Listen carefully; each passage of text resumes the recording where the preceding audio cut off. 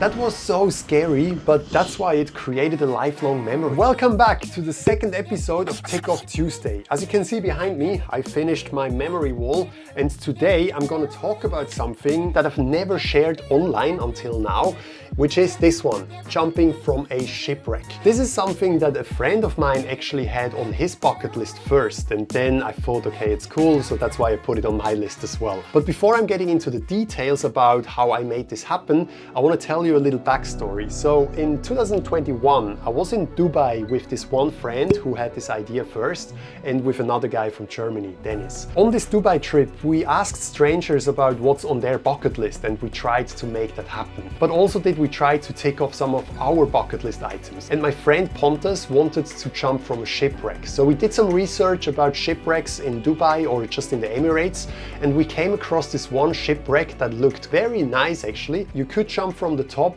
and the water would be deep enough. However, as soon as we got there, the lifeguard arrived and was like, "No, you can't go there. You're not even allowed to be on this beach." So we were like, oh, that's such a bummer.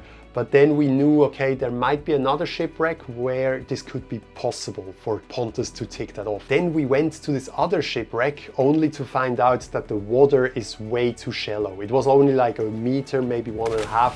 So it would be impossible to jump from the very top. Like Pontus is standing there. But yeah, you see, it's like here. Yeah, waist height. That's crazy. I made a YouTube video about this whole experience. I'm gonna link it down below as well if you're interested. However, in this video, in the beginning, I used different pictures from different shipwrecks. I didn't even know where those shipwrecks are. And one of those pictures was from this shipwreck, but I didn't know back then.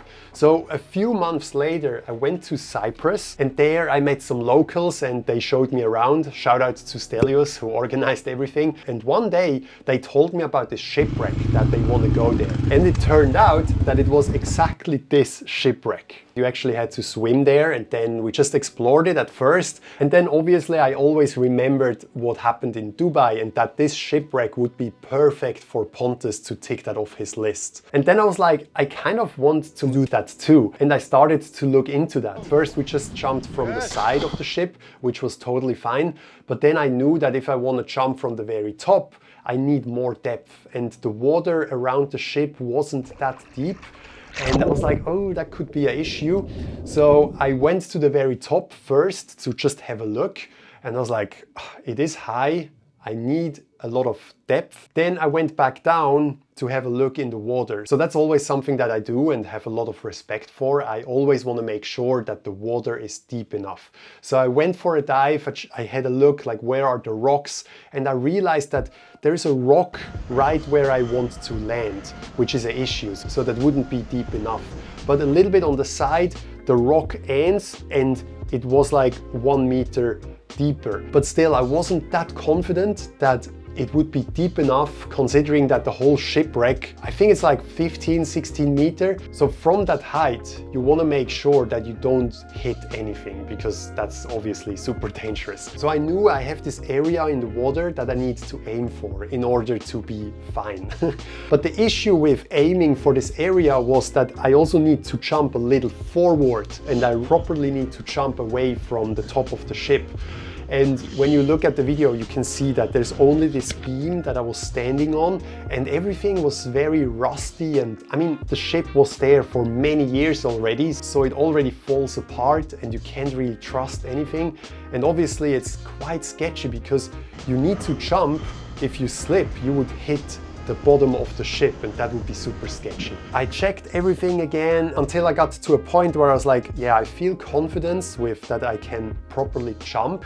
However, I still had this thought that the water might be not deep enough and that I might touch the ground. So I started to look at the waves that were coming in, and I knew that I need to time it right in order to hit the wave on the very top, because that would give me like an extra meter of depth. But obviously that's quite hard because air time is also like 1 to 2 seconds. So you need to time it very good in order to hit that. Because if you don't hit the wave on the top, if you hit it like on the bottom, then I would have touched the ground. So yeah, then I was like, okay, ready?